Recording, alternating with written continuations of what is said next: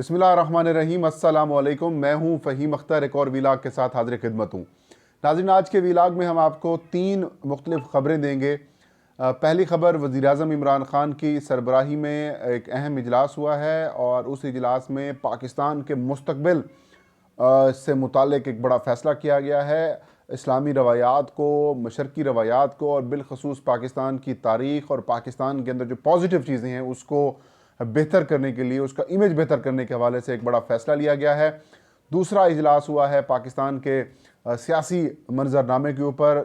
उस इजलास की भी आज आपको अहवाल बताऊंगा और उस इजलास में प्राइम मिनिस्टर ने खुलकर बातें की हैं और जो रिलेटेड थी अपोजिशन से मुतालिक। एक और बड़ा फ़ैसला आज प्रेसिडेंट डॉक्टर आरिफ अलवी की जानिब से किया गया है।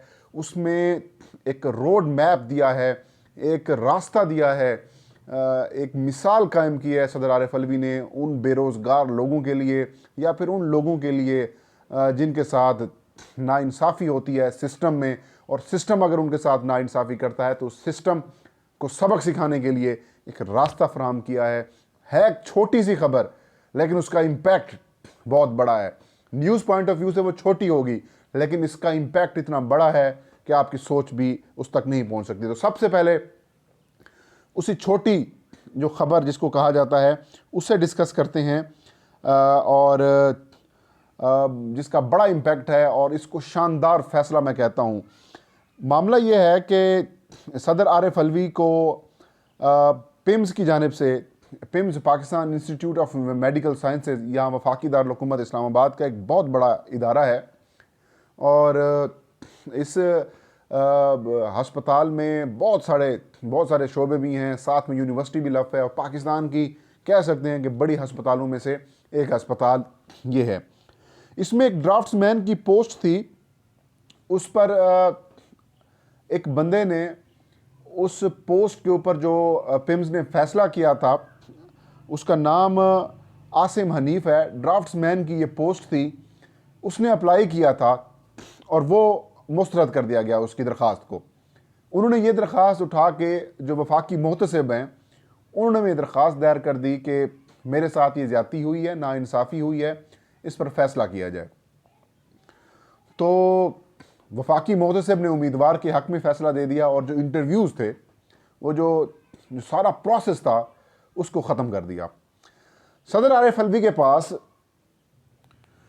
पिम्स की जानिब से वो जो मुहतसिब का फ़ैसला था उसको चैलेंज कर दिया गया और ये कहा गया कि जो मुहतसिब है उसने फ़ैसला दुरुस्त नहीं दिया। सदर मुमलिक ने तमाम केस पढ़ा और आज उस पर यह फ़ैसला दिया है कि जो मुहतसिब का फ़ैसला था वही बरकरार रहेगा।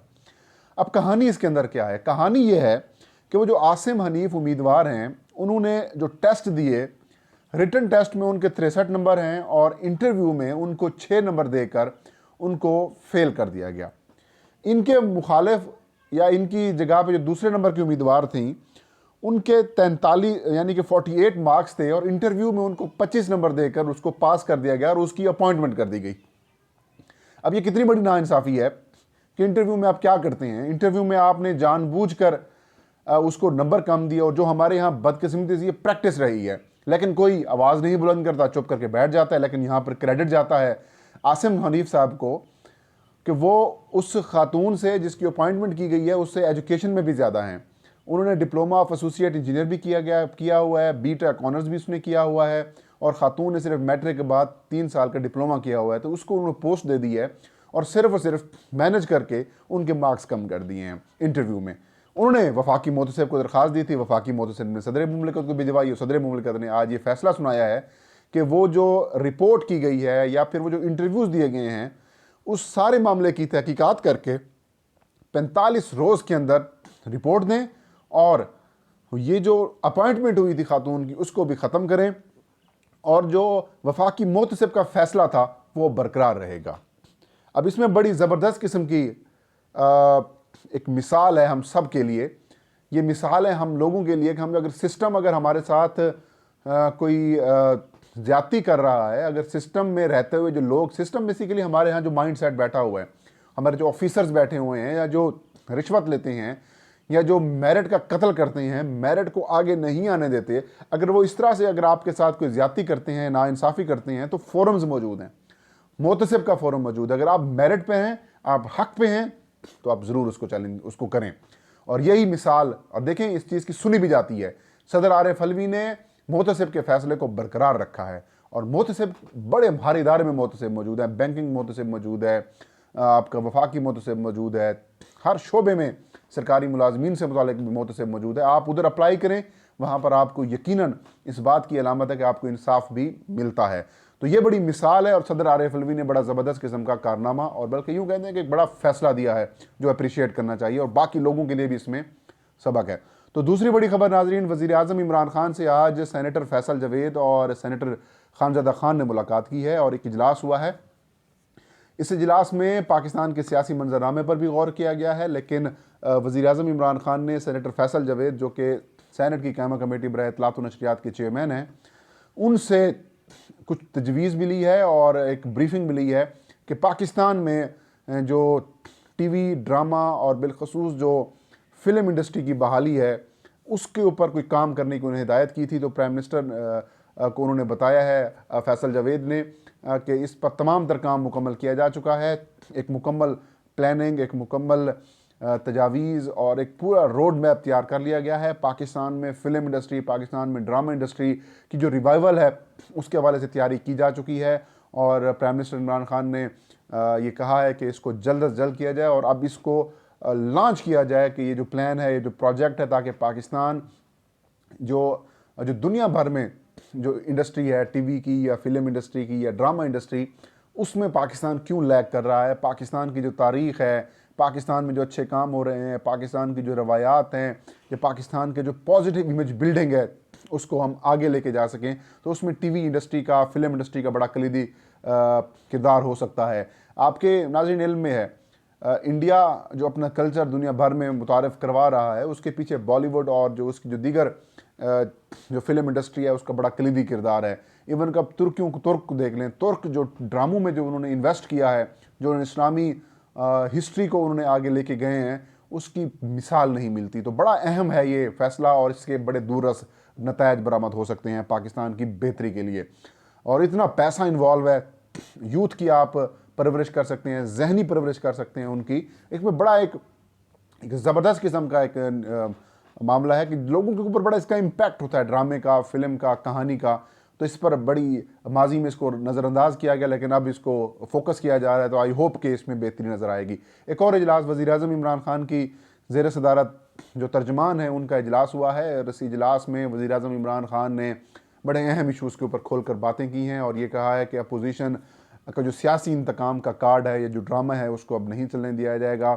और इसी सियासी इंतकाम के ड्रामे को नाकाम बनाने के लिए प्राइम मिनिस्टर ने कहा है कि अपोजिशन को धरनों जलसों की इजाज़त दी गई है, जलसों की हमने रुकावट नहीं डालनी। गो के NCOC की जानिब से तजवीज़ भी थी और उनकी सिफारिश भी थी कि आप जो गैदरिंग्स हैं उनको रोकें, और गैदरिंग्स को नहीं रोका गया इस वजह से कि अगर इनको रोका जाता है तो ये अपने आप को हीरो बनाएंगे और कहेंगे देखें जी कोविड-19 की आड़ में या अपोजिशन को जो है वो दबा रहे हैं या अपोजिशन के साथ इंतकाम के निशाना बना रहे हैं। प्राइम मिनिस्टर ने ये हिदायत की है अपने तर्जमान हैं उनको कि जो NA 120 में ज़िमनी इंतखाब हुआ था कलसूम नवाज़ के को जितवाने के लिए मुस्लिम लीग नून ने सरकारी फ़ंड से तकरीबन 2.5 अरब रुपए ख़र्च किए हैं। तो उनकी तहकीकात हो रही हैं और अब वो मामला फ़ैसला ये किया गया है कि ये सारा मामला नैब को भिजवाया जाएगा, क्योंकि मुस्लिम लीग नून ने वो सीट जीतने के लिए तकरीबन कौमी ख़जाने से खिलाफ कानून 2.5 अरब रुपए का ख़र्च किया था। तो उस पर उन्होंने कहा है कि इसको मैक्सिमम मंजर आम पर लाएं और इन मुस्लिम लीग नून का जो चेहरा है इसको एक्सपोज करें। प्राइम मिनिस्टर ने महंगाई के ऊपर जो कंसर्न्स हैं वो जो तर्जमान हैं उन्होंने ज़ाहिर किए और ये कहा है कि अब मामलात काफ़ी ज़्यादा ख़राब होते जा रहे हैं, हमें प्रोएक्टिव किरदार अदा करना होगा, हमें हमारे जो ब्यूरोक्रेसी है या जो हमारे डिस्ट्रिक्ट एडमिनिस्ट्रेशन उन्हें फ़ाल करके उनसे काम लेना होगा, क्योंकि अब महंगाई बढ़ती जा रही है और मामलात यही रहे तो लोगों का एतमाद हमसे उठ जाएगा। तो प्राइम मिनिस्टर ने कहा कि ज़ख़ीरा अंदोज़ों के ख़िलाफ़, ब्लैक करने वालों के ख़िलाफ़ कार्रवाइयाँ जारी हैं और जो अजनास है उनको बरामद किया जा रहा है, बाहर से भी चीज़ें मंगवाई जा रही हैं। कुछ दिनों की बात है, वो कह रहे थे कुछ दिन बाद इंशाल्लाह महंगाई पर हम काबू पा लेंगे। तो इसके अलावा वज़ीर आज़म ने जो डेब्ट हैं, जो कर्जा जात है, उसके ऊपर भी अपोजिशन पर तनकीद की और ये कहा कि अपोजिशन ने माजी में जो माजी के हुक्मरान हैं उन्होंने बेदरेग किस्म के कर्जे हासिल किए हैं, उनको पॉलिटिकल मोटिव्स के लिए इस्तेमाल किया है और यही वजह है कि अब वो इश्यूज़ जो हैं वो हमारे सामने आ रहे हैं। तो पीएम ने यह भी कहा कि अपोजिशन को किसी तौर पर एनआरओ नहीं दिया जाएगा और अगर आज एनआरओ दे देते हैं तो कोई तहरीक भी नहीं चलेगी, कोई ड्रामा भी नहीं कि चुप करके सारे सुकून के साथ बैठ जाएंगे। लेकिन उनका कहना था अगर एनआरओ दिया तो ये उन वोटर्स के साथ भी गद्दारी होगी, उस नज़रिए के साथ भी गद्दारी होगी जो उन्होंने पिछले 25-26 साल से चलाया हुआ है। तो नाज़रीन, ये थी आज की वीडियो। इंशाल्लाह नेक्स्ट वीडियो में नई खबर और नए इशू के साथ हाजिर खिदमत हूँगा। तब तक फ़हीम अख्तर को इजाज़त दीजिए। अपना और अपने चाहने वालों का ढेर सारा ख्याल रखें। अल्लाह हम सबका हामी नासिर हो।